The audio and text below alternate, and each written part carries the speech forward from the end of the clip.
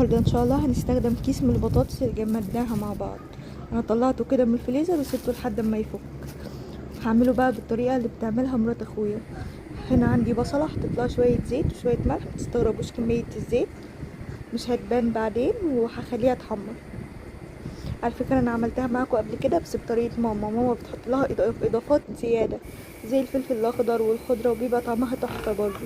بس المره دي حبيت اعملها زي ما شفت مرات اخويا بتعملها على طول. بس كده تسلم ايديهم كلهم يا جماعه، وتسلم ايدين كل ست بيت.